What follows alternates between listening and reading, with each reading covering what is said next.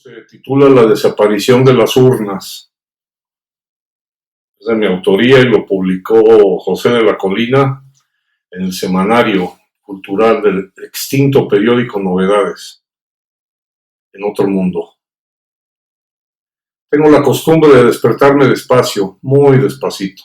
Como cualquier adolescente de fin de siglo, aparte de que me abruman los estudios, me pesan como losa las consignas y pregones del progreso, la productividad y el futuro, que resucitan cada fin de siglo convertidos en encomiendas inobjetables para toda la juventud. En realidad no son más que azotes para cada amanecer. Pocas veces en mi vida he tenido que levantarme con prisas y brincos, pero entre las ocasiones en que mejor recuerdo tales infortunios está la mañana del primer sábado electoral de mi natal San Francisco. Cuando evoco los gritos de Ana Elena, mi hermana, justo en sábado y a las 7 de la mañana, no dudo en recordarlos como terroríficos y espeluznantes. Se sabía desde meses atrás y me acosté la víspera pensándole al fervor de que ese sábado sería la primera vez en la historia que se votaba en San Francisco. Pero se me olvidó por completo que esa mañana también sería la ocasión para que Ana Elena nos presentara a su noviecito Juan María. Aparte de arruinarme mi despertar sabatino, me parecía excesiva la ceremonia de presentarnos a quien todos en casa ya conocíamos desde hace casi un año. Mi padre congeniaba con él como correligionario del partido, Ana Elena como su consorte de cuanto desenfreno carnal se imaginan, y yo como alcahuete de sus desmanes y silencioso chaperón de sus paseos. Desde la noche anterior, Ana Elena se abocó a preparar lo que ella misma denominaba desayunito provenzal, término que aprendió la muy mamona desde que recibió la promoción del diccionario Larousse y se sentía muy francesa. Sobra notar que por lo mismo al Juan María se le conocía en casa con el epíteto de Jean-Marie. Tales preparativos a la provenzal lo único que indicaban era que se trataba de esos desayunos en que hay que llegar bañado al comedor y evitar cualquier comentario durante la ceremonia, o lo que es lo mismo, no hablar mientras te sirvan la papaya, y menos cuando se surtan los platos con chilaquiles que ni en sueños logran parecer platillo francés. Mi padre celebraba estas ocasiones de hipocresía colectiva, pues le permitían aventarse algún discursillo progresista, político y prometedor, mientras sopeábamos el pan o remojábamos la tortilla. Para este sábado, precisamente al filo del siglo XX, Jean-Marie y mi padre se dedicaron a elucubrar, enfatizar y recalcar la necesaria limpieza y dignidad con que tenían que celebrarse las primeras elecciones en nuestro glorioso pueblo. Correligionarios demócratas convencidos, ambos encarnados como guías cívicos para la inmensa masa analfabeta de mi pueblo, se peloteaban la conversación sobre el desayuno como si no supiéramos que todo lo que hablaban, lo hablaban y recontrahablaban 2 veces por semana en la sede de su partido. No acababan de servirnos el chocolate, única delicia y ventaja de los desayunitos franceses de mi hermanita Elenoise, cuando mi padre se arrancó con aquello de que los próceres hombres del pasado han subestimado la valía incalculable del sufragio directo. Y yo intuyo que estoy de acuerdo con la idea, pero qué lata tirar el discursito a las 7:20 de la mañana y del mero día de las elecciones, en sábado. Lo peor es que entre suspirotes de Ana Elena, el imbécil de Jean-Marie me salió con aquello de: efectivamente, mi señor. ¿Tu señor? El Señor está en los cielos, imbécil. Y proseguía el noviecito: yo también soy un apóstol del sentimiento demócrata. ¿Apóstol? Santiago y Sierra España, pinche engreído. ¿Y demócrata? Demócrata, tu chingada madre. No olvidemos el excelso legado que nos heredó la gran Revolución Francesa. Ha llegado la hora de que en San Pancho vibre la liberté et fraternité. Bueno, imagínense el cuadro, el tipejo que se puso de pie en cuanto dijo Gran Revolución Francesa, mi padre visiblemente emocionado y la Elenoise con una cara como si encabezara sin brasier una marcha de envalentonados vecinos rancheros hacia las gloriosas urnas de la votación. Et égalité, prosiguió con voz trémula mi padre. No olvides que la igualdad es factor importantísimo en esta nueva época que se abre para nuestro querido pueblo de San Francisco. Este pueblo se encuentra perfectamente maduro para el futuro democrático y ustedes son mi esperanza personal para este proceso de promesas. Aquí vale la pena mencionar que al recibir la mirada entre tierna y comprometedora de mi padre, no pude menos que sentir una responsabilidad cívica. Me imaginé cruzado por la banda tricolor sobre mi pecho y parado en el mismísimo balconcito central del Palacio de San Francisco cuando la tarada de Elena tiró el atole hirviendo sobre las piernas de su amadito Jean-Marie. Ah, pero el amor es terrible. El pobre politiquillo solo puso cara de marrano estreñido y repitió 3 veces que no había problema. La distracción sirvió para olvidar mis ilusiones de grandeza cívica y disculparme de la mesa, sin tener que comentarles que en la secundaria andaban diciendo que Venustiano Alborada y Ventura Mendoza ya tenían a 5,000 pelados armados en la Sierra del Olvido, listos para armar la revolucia, echar a perder las primeras elecciones y de paso los pinches desayunitos a la provenzal. Aparte de despertar y levantarme despacito, que ya mencioné, yo tenía la costumbre todas las mañanas de visitar a mi tía Isacita, que vivía con nosotros en el tercer patio. Encantado con la ridiculita sobremesa que acababa de presenciar, me salí del comedor para comentarle la escena política. Desde que murió mi madre, la tía Isacita se convirtió en el único lazo digno que tenía con el sexo opuesto. Digo digno porque lo de Lenita, mi hermana, y sus pinches desenfrenos a la francesa no cuentan. Isacita era un manojo de pláticas convertidas en tía.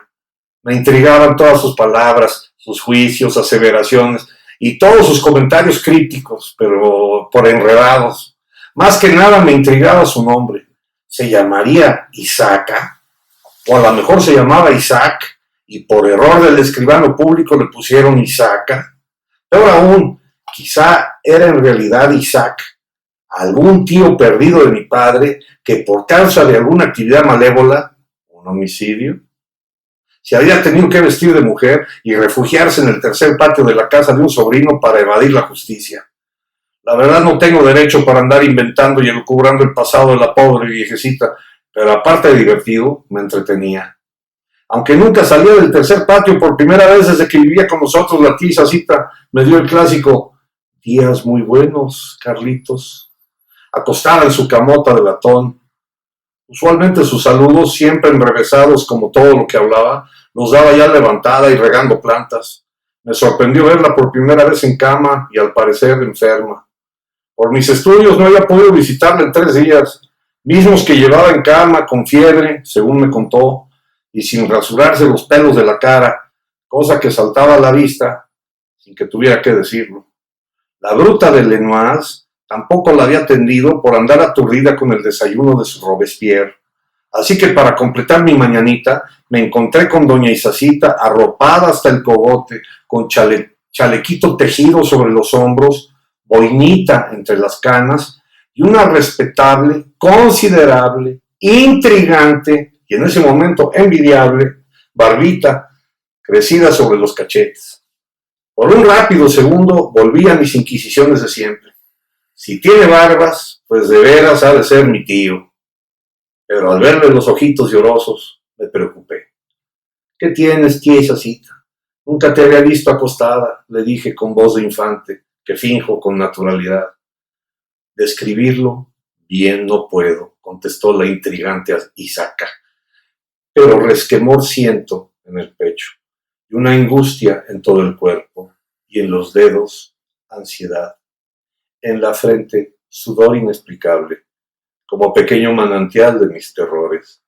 Además, 3 días son ya sin que me cuentes novedades. Perdóname, tía Isacita, dije, exagerando mi voz tiernita. Lo que pasa es que ando en exámenes. Todo el mundo trae lo de las elecciones y hasta hoy, sábado, tengo cierto reposo.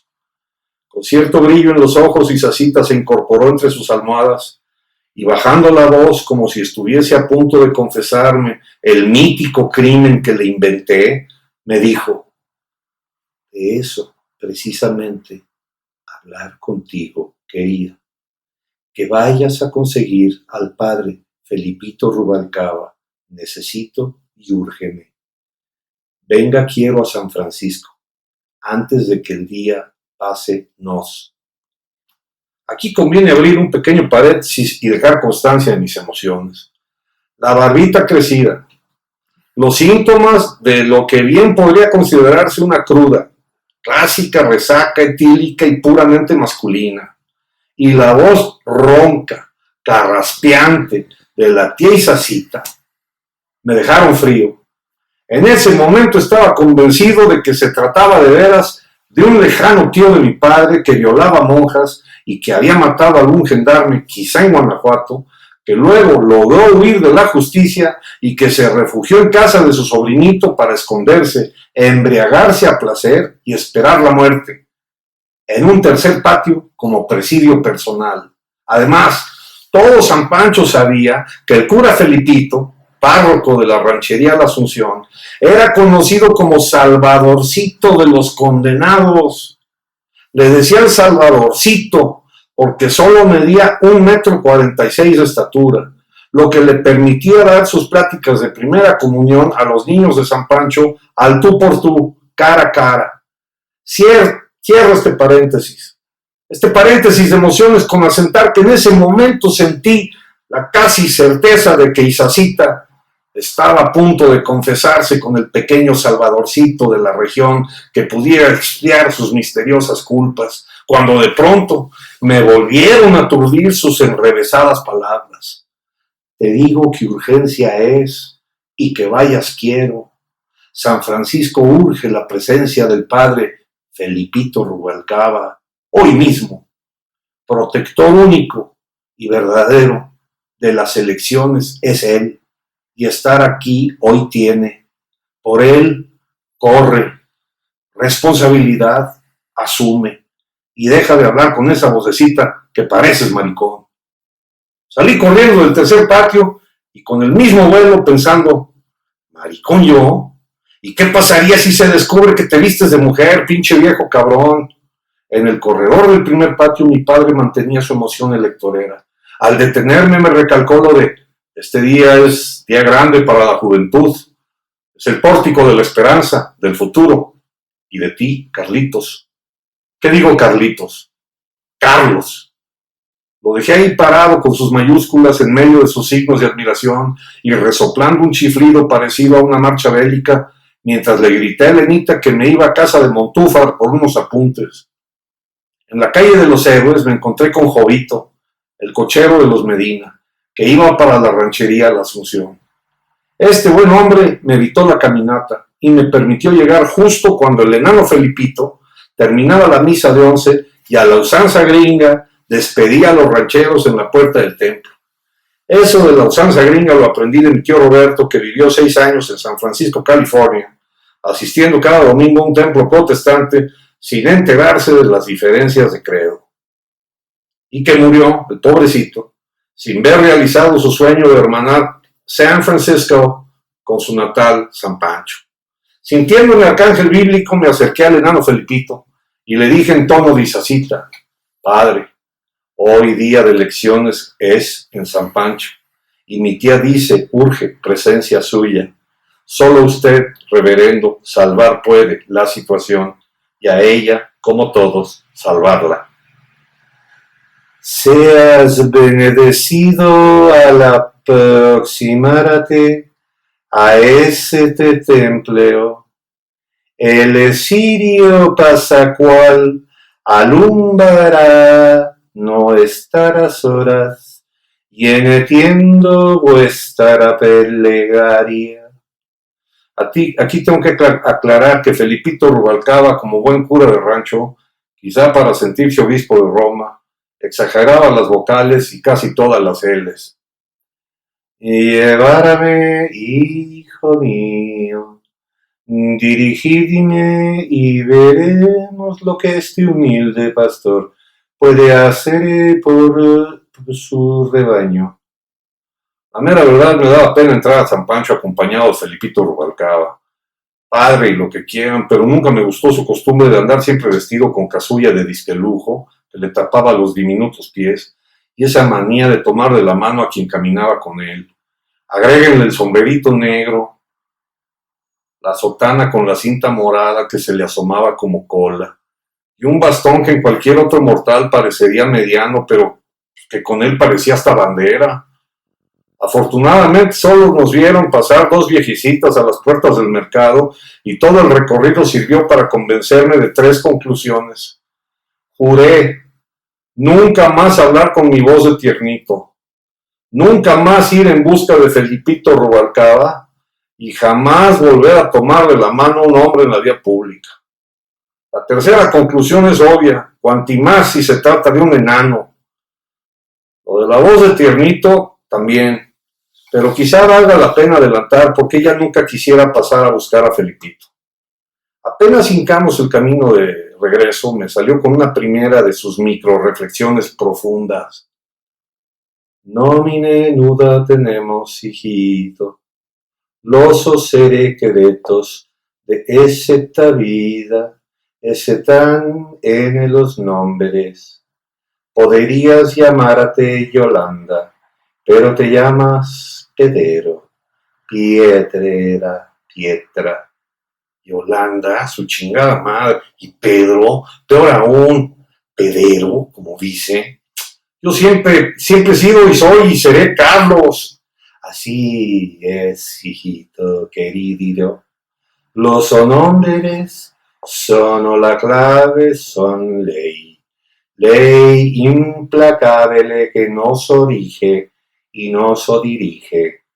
Y así siguió con latines y demás versículos diminutos que mejor ni atendí. Al llegar a casa mi padre doblaba sobre la mesa del corredor las anchas páginas del ya leído Monitor de San Pancho, y el Lenoir regaba unos macetones de geranios. Ambos no pudieron disimular su sorpresa. Sentí la mirada flamígera de mi padre, como si en ese instante le fuera yo a comunicar una vocación sacerdotal, y la inocente mirada de Lenita, entre atónita y culpable, como si yo le acabara de denunciar ante la Inquisición por quemarle las piernas a su novio con el atole. Los 3 se instalaron en la sala con fría cordialidad, mientras yo corría a avisarle a mi tía Isacita del mandado cumplido.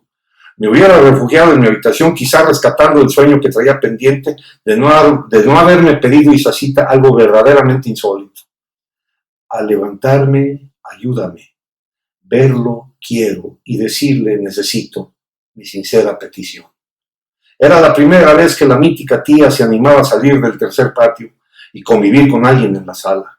El Lenoir decía que seguramente tenía miedo de entrar ahí porque el piano, ahora siempre callado, le recordaba a mi madre.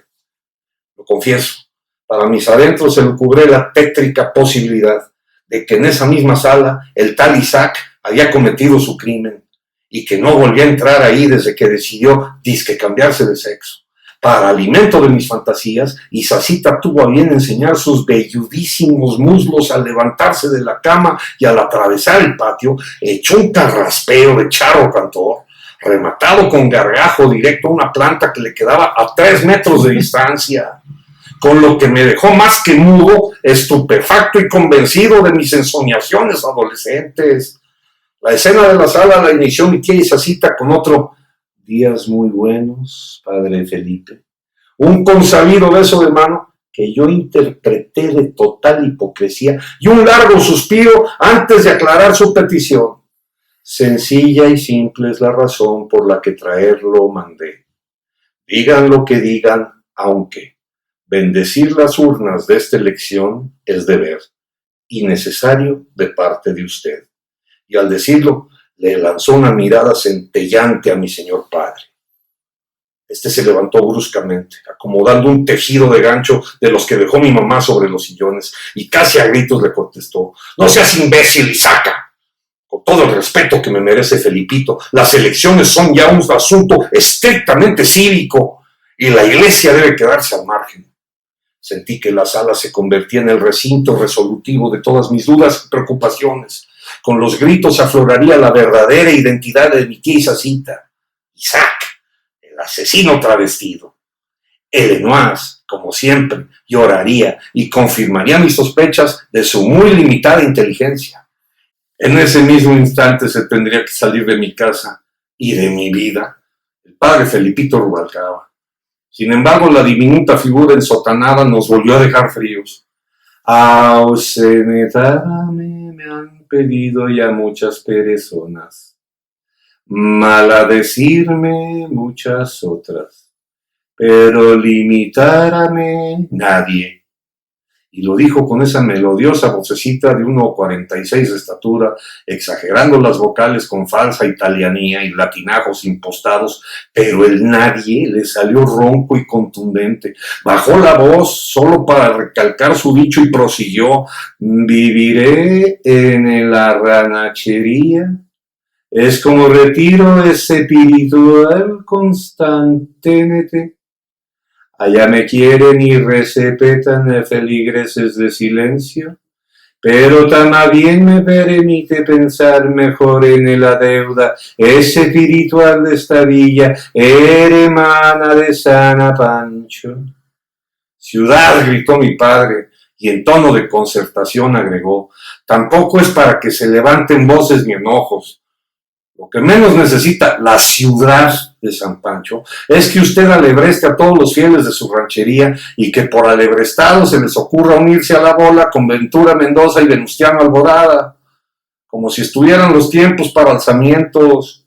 Si lo que quieren ustedes los persinados es avalar el espíritu cívico de tan significativa fecha y respetar como se debe a los comicios, bendiga pues las urnas y todos en paz. Con el tiempo he recordado repetidas veces la procesión cívico-religiosa que salió de mi casa aquel sábado inolvidable.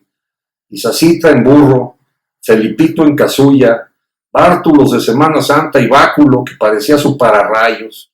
Mi padre con la Constitución en una mano y Elenita mi hermana en la otra, mientras que con la otra se agarraba del mentado Jean-Marie, y yo que caminaba altaneramente solo.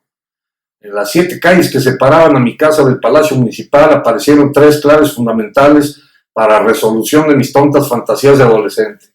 En la esquina de Libertad con juego de naipes, justo frente a la nevería y paletería La Polar, descubrí una cara ya muy vista, aunque con expresión insólita. Don Jacinto, el vasco, dueño de las nieves, con los ojos entre llorosos y desorbitados, viendo pasar a Isacita a lomo de burro. Después descubrí que el encierro de mi tisaca, que siempre fue y había sido mujer, se debió a que don Jacinto no solo la decepcionó cuando le pidió matrimonio, para luego irse casi 10 años a Chihuahua, sino que además regresó de ella envuelto en el chisme de que allá se había vuelto maricón. En la calle Hidalgo, esquina Garibaldi, noté el apretón de manos que le pegó Jean-Marie a la Lenoir. Apretón que no diría mucho, si no es que fue acompañado del ya clásico, estúpido e imprudentemente revelador suspiro de la Elena. Para quienes no conocieron San Pancho en aquel entonces, les informo que en esa esquina se encontraba el ya mítico Hotel Hidalgo, paso de los mejores amoríos de la localidad y verdadera cuna de muchas generaciones de vecinos sanfranciscanos. Amén. Ahí se habían reunido 3 distinguidas damas de San Francisco que las malas lenguas bautizaron como amantes de mi padre. La verdad, siempre me había preguntado cómo resistía su viudez mi padre, habiendo perdido a mamá a la edad de 35 años. Al ver el sortilegio del trío de brujas asquerosas, rimbombantes y envejecidas, que le aplaudían a mi padre como si fuera torero o artista de cine, entendí que la política, los 1000 libros de su biblioteca y su fervor cívico fueron los pilares que lo mantuvieron sereno y casto. Su cara de repugnancia al pasar frente al trío de brujas y el apretón que le dio a la Constitución contra su pecho me lo confirmaron en silencio. Sin embargo, la clave fundamental de aquel sábado la dio el mismísimo Felipito Rubalcaba. Al llegar a la puerta del Palacio Municipal, rodeado de casi todos los vecinos de San Pancho y muchos fanáticos feligreses de la ranchería La Asunción, pidió que le colocasen las urnas de votación en perfecta fila sobre una mesa larga. Recuerdo el silencio verdaderamente sepulcral cuando Felipito gritó cantando el Tu autem domine misere nobis, y toda una letanía vernácula que incluyó aleluyas, fechites y quelum terrams. El caso es que ya entrada la letanía con el sol quemando a todos los presentes, en un instantáneo y fugaz parpadeo, desaparecieron las urnas. Recordaré por siempre el silencio convertido en murmullo, que luego se tornó en gritos y abiertas carcajadas, la cara estupefacta de mi padre, Isacita de rodillas y la desolada carita del enano Felipito. Lo cierto, pues me consta, es que entre el griterío y el azoro alcancé a escuchar que el diminuto prelado decía a media voce, me lleva la chingada, ya me volví a equivocar.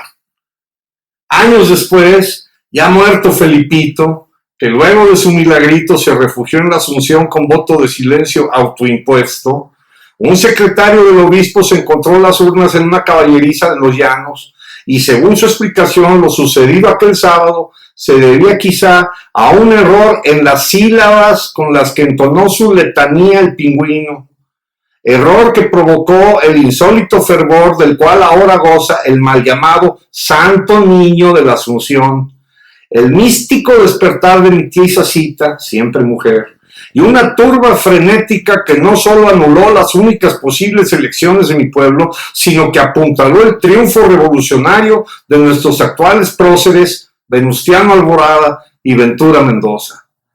Por la conmoción cívico-mística que provocaron las sílabas de Felipito, Jean-Marie, que nunca dejó de ser no más que un Juan María, entró en serias discusiones con los miembros del partido con mayúsculas y por ende con mi padre, razón que lo llevó a ausentarse sin despedirse a los pocos sábados. Helenita, mi hermana, que dejó de ser Helenoise, aunque nunca abandonó su falso espíritu galo, terminó casándose con el chino que se encargaba de la librería París, y la absoluta decepción democrática que provocó todo esto en los ánimos de mi padre lo llevaron a alejarse para siempre de todo asunto cívico, cuanti más de todo el rollo de la política en San Pancho. En cuanto a mi menda, saqué el feliz provecho de nunca más tener que levantarme con prisas ni con brincos.